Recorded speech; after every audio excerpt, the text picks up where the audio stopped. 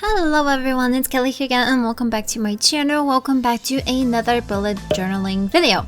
Now for this one, I actually have something again very simple just because I've been struggling with finding time lately, and yeah, this one is gonna be a short and sweet one.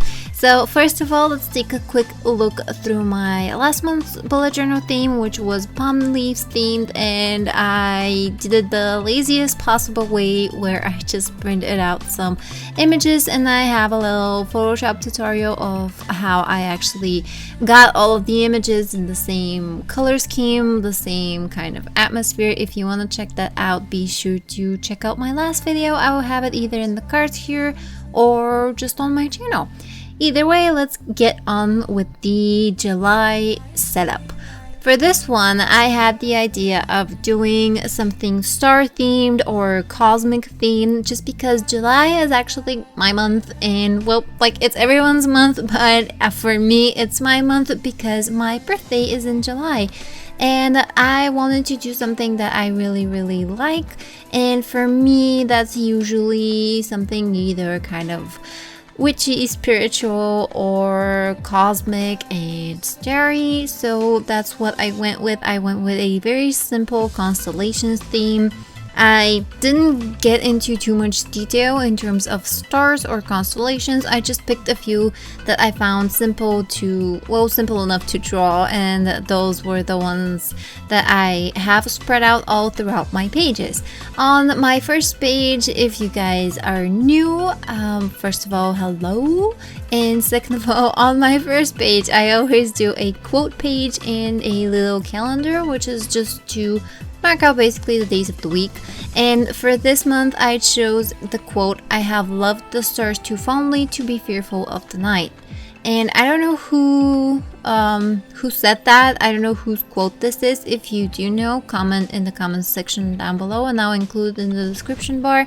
But I really enjoyed that. It was again star themed, and so it fit the theme. And I just really like this quote in particular because it does kind of feel a little bit personal to me, just because when I feel like I am in a dark spot or in a dark period of my life, I always remember that there are some stars and some days I may not see them, but you know, they're always there and they don't ever disappear. So that's some deep food for thought. Anyway, moving on to the second page, we have my planner calendar, and as I've said before, I don't do weekly spreads. I only do a monthly spread because I don't feel like I need it at this point in my life.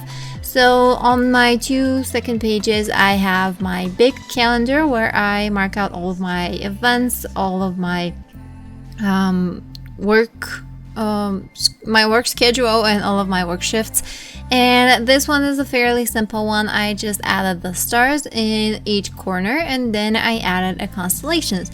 The way I did the stars is basically what you see me do right now. I just dotted a bunch of dots on the page, and I used my Sakura Micron pens, and I used the 08 for the biggest star, 03 for the kind of middle-sized stars, and the 005 for the very tiny speckling stars, just to give it a bit more variation and to make it seem like they're truly just spread out and they gradient inside of the calendar. So I will have all of my supplies linked in the description bar down below. Not linked, but mentioned in the description bar down below if you're wondering what I'm using. On the next page, I have my to-do list, my future log, my watch list, and my read list. And I also kind of wanted to incorporate my work shift tracker in here just because I didn't really know what to do with it and how to do it. And I had this idea of making these bigger stars in quotation marks and kind of make it into my very own work shift constellation. Yeah, it's not very pretty, but you know, it has to be there. For my to-do and my future log, I used these circles and I added like phases of the moon, and once I accomplish my to-do thingy, I will color in a section of that little star and just make it look like a crescent moon or like a half moon or a full moon and so on. And on my watched and read list, I have little Saturn planets, and again I'm going to fill them in with black and just have the little ring around them once I'm finished with what I'm watching or what I'm reading. On the next page, I have my habit tracker, my mood tracker, and my social media tracker.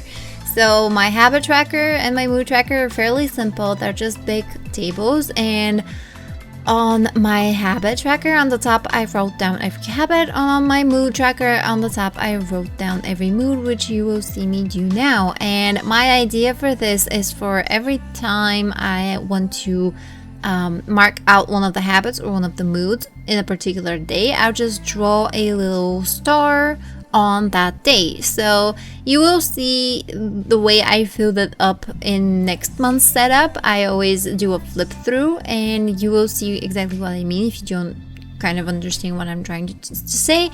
But basically, if I drew on the first beneath draw, I will do a little doodly star just so I can make them look like tiny little constellations.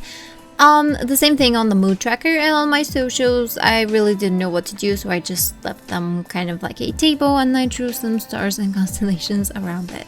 And I think this is the last page, but the last page is my sleep tracker. My sleep tracker, I'm doing the exact same way with the stars that I mentioned.